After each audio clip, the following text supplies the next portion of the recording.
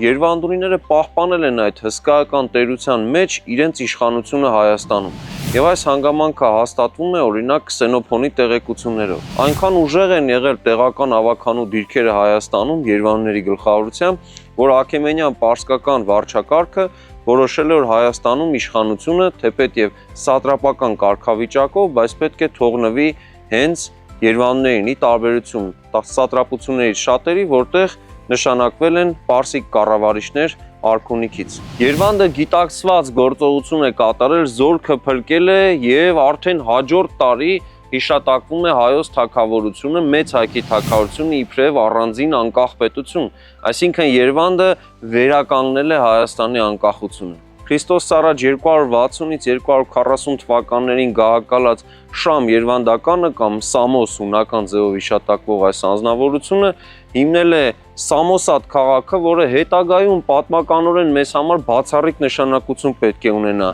Հիշեցնենք, որ այստեղ մոտավորապես 650 տարի անց պետք է Մեսրոպ Մաշտոցը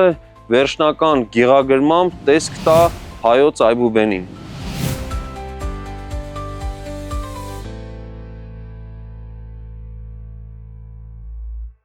Նախագծի գլխավոր գործընկերն է Converse բանկը, ֆինանսական աշխարհի ձեր հուսալի գործընկերը։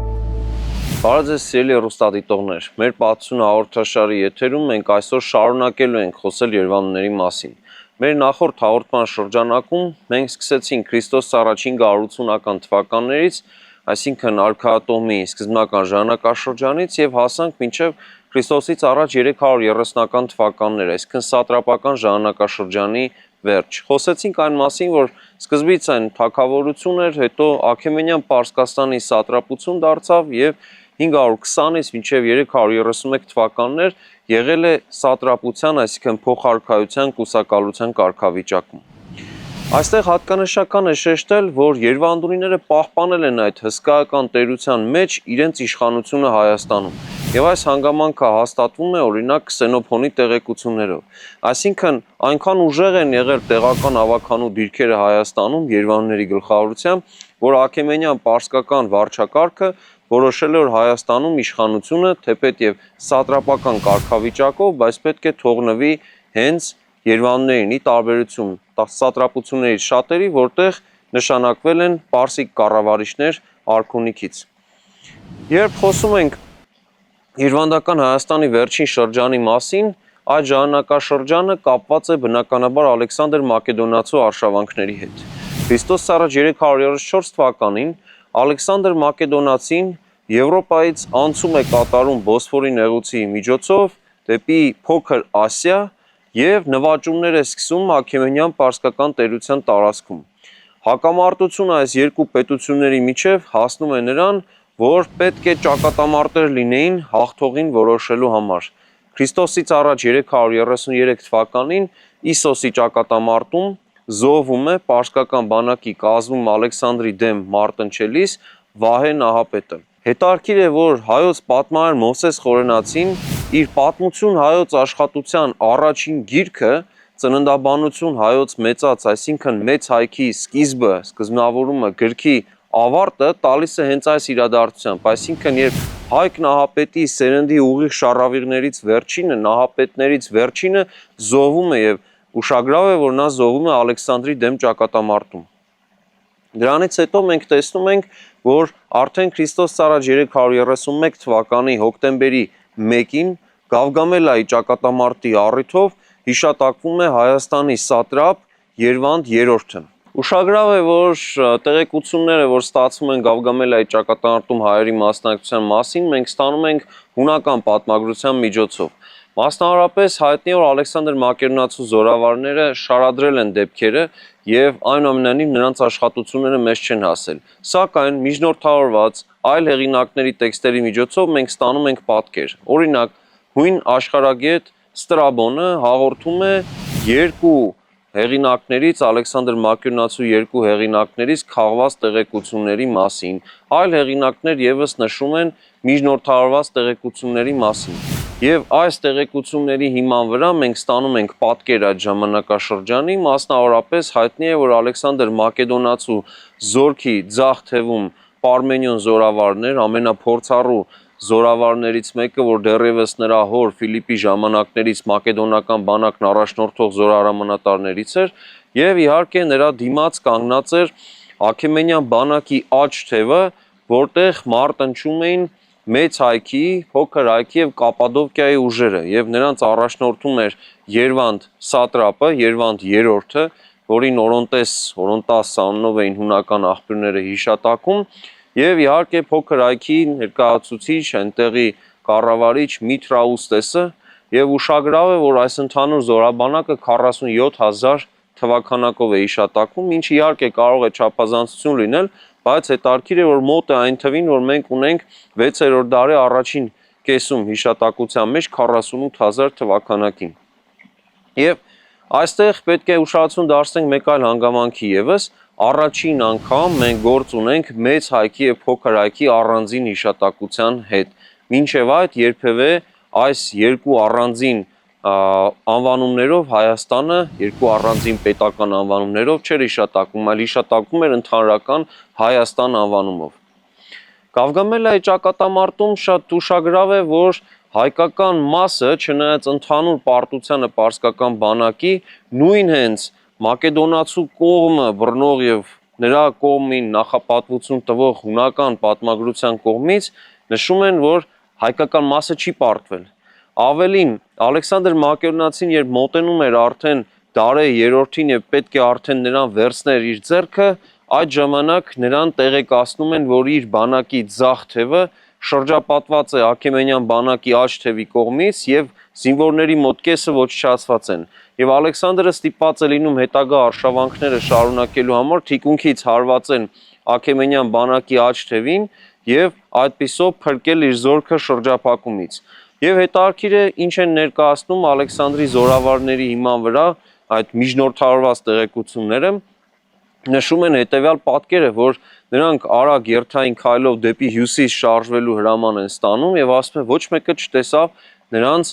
թիկունքը, այսինքն հայկական ստորաբաժանումները որոշում են շարժվել դեպի հյուսիս,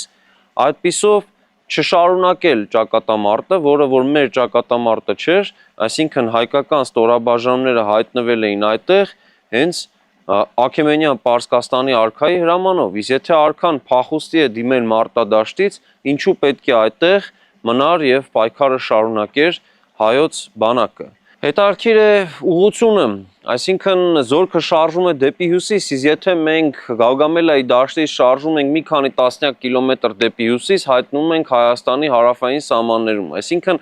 Երվանդը գիտակցված գործողություն է կատարել, զորքը փրկել է եւ արդեն հաջորդ տարի հիշատակվում է հայոց թագավորությունը, մեծ հայքի թագավորությունը իբրև առանձին անկախ պետություն, այսինքն Երվանդը վերականգնել է Հայաստանի անկախությունը։ Երվանդ երրորդի ժամանակաշրջանի հետ կապված մեկ այլ հետաքրքիր տեղեկություն կա, որ հաղորդում է Ստրաբոնը։ Նա նշում է, որ Բաբելոնը գրավելուց հետո Ալեքսանդր Մակեդոնացին տարբեր ուղղություններով ուղարկում է իր որոշ զորավարների եւ նշում է նրանց թվում մի հետաքրքիր ուղղություն։ Ուրեմն Հայաստանի բարձր հայքի սպեր գավառի հանքերը, հատկապես այն գավառը հայտնի էր ոսկու հանքավայրերով, այն գրավելու համար ուղարկվում է Մենոն զորավարը։ Ստրաբոնը շատ կարճ նկարագրում է ինչ եղավ Մենոն զորավարի հետ։ Ասում է հայերը նրան հրապարակային խեղտամահ արեցին, այսինքն պարտության են մատնել նրա ստորաբաժանումներին եւ ցույց են տվել կոնկրետ գործողությամբ, որ այլևս Հայաստանը չի հանդուրժի իր անկախության նկատմամբ որևէ ոտնձգություն։ Հետագա ժամանակաշրջանում մենք տեսնում ենք, որ Ալեքսանդր Մակեդոնացու տերությունը փլուզվում է։ Նախ 323 թվականին մահանում է Ալեքսանդրը, այնուհետև նրա զորավարների միջև սկսում է պայքար իշխանության համար, դա անվանում են Դիադոխոսների պայքար, եւ այս պայքարում շատ կարևոր է, որ Հայաստանը երբեք չի հիշատակվում Ալեքսանդր Մակեդոնացու տերության վերաբաժանումներում, մասնավորապես մեծ հայքը երբևէ, փոքր հայքը կարճ 1 տարվա օկուպացիայի է ենթարկվել նրա այս վեճերի մասնակից կողմերից մեկի կողմից, սակայն երկարատև չի գտնվել նրանց կողմից օկուպացված վիճակում։ Եվ այն, որ արևմտյան հատկապես պատմական քարտեզագրության մեջ ներկայացված է լինում Հայաստանը Ալեքսանդրի տերության սահմաններում, դա իրականության հետ որևէ աղերս չունի եւ արտացոլում է միայն մեկ բան. եթե Ալեքսանդրը գրավել է Աքեմենյան տերության մայրաքաղաքները Բաբելոնը, Շոշը, Պերսեպոլիսը եւ փաստորեն նաեւ կենտրոնական իշխանությունն է գրավել այնտեղ, կարծեք փորձեն համարել, որ դե ուրեմն լեգիտիմ է նրա իշխանությունը նախկին բոլոր ծագերում այդ տերության, այսինքն ամբողջ Աքեմենյան տերությունը պետք է որ իբր համարվեր նրա իշխանության լեգիտիմ սահմաններում, բայց իհարկե այս մոտեցումն անընդունելի է բացարձակապես, որովհետև Ալեքսանդր Մակեդոնացին կամ նրա զորավարները երբևէ չեն վերահսկել մեծ հայքի թագավորության տարածքը։ Նույնը փոքր հայքի պարագայում կարող ենք նշել, որ Ալեքսանդրյան ժամանակաշրջանում այն երբևէ չի եղել իրենց վերահսկողության տակ։ Երբ մենք խոսում ենք արդեն հաջորդող շրջանի մասին, պետք է ֆիքսենք, որ 312 թվականին Ալեքսանդր Մակեդոնացու տերության տարածքում առանձնանում է մի հսկայական պետություն, որը պաշտոնապես կոչվում էր Ասիայի թագավորություն։ Խոսքը Սելևկյան տերության մասին է։ Այս պետությունը յուրօրինակ մի համակարգ էր, մոտ 80%-ն էր զբաղեցնում նախկին հսկայական տերության եւ Սելևկոս Նիկատոր զորավարինն էր։ Այս պետությունը ավելի վաղ առանձնացավ, քան ամբողջ տերությունը պետք է փլուզվեր Քրիստոս առաջ 301 թվին։ Հետագայում հենց Սելևկյաններն էին, որ պետք է Հայաստանի գոյությանը որպես առանձին թագավորություն, հատկապես մեծ հայքի թագավորությանը, պետք է սպառնային աստիճանաբար։ Եվ երբ խոսում ենք արդեն Քրիստոս առաջ 3-րդ դարի իրողությունների մասին, այստեղ պետք է առանձնացնենք մի գործընթաց, որը Հայաստանի համար բավական վնասակար էր։ Դա հայկական փոքր թագավորությունների առաջացման խնդիրն է։